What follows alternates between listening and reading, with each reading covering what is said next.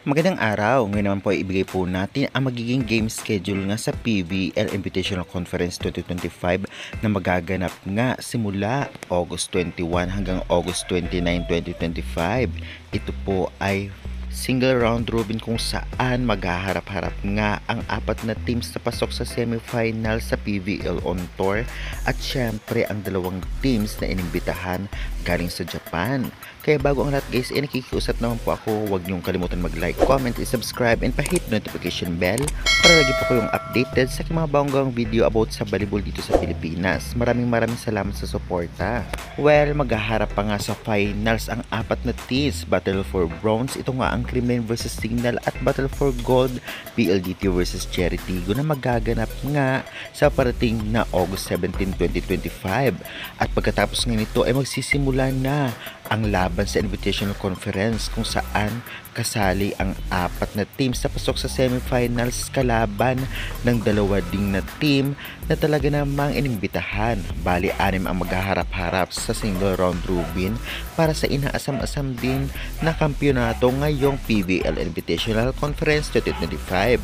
At narito po ang schedule simula August 21 hanggang August 29, 2025. Hindi pa rito kasali nga ang final round dahil hindi pa naman natin alam kung sino ang maghaharap-harap doon. Kaya syempre, wag na po nating patagalin pa. Ito na po ang game schedule sa PVL Invitational. Unang maghaharap nga sa August 21 ay ang Signal versus Kremlin 4pm, venue Pel Sports Arena. Susundan 6:30pm, PLDT versus Cherry Tigo.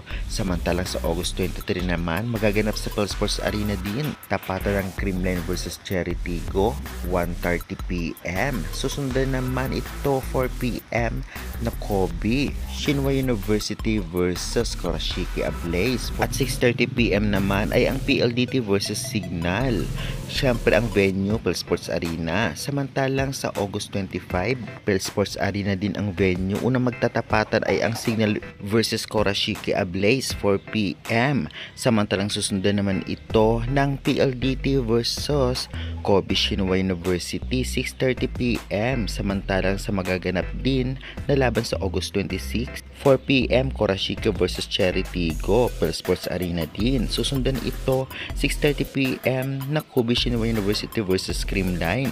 Samantalang sa August 28 ay sa Smart Araneta Coliseum magaganap ang laban, 4pm Signal versus Kobe Shinwa University at 6:30pm PLDT versus Kurashiki Ablaze.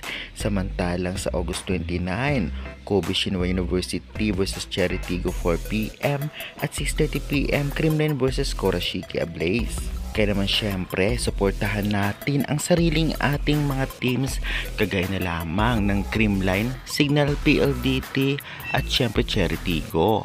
At good luck na lamang sa lahat dahil malalakas din ang mga kalaban nila na Kobe Shinwa University at syempre dating Kurashiki Ablaze na nagpahirap noon sa mga club team sa PVL. Kaya good luck sa lahat.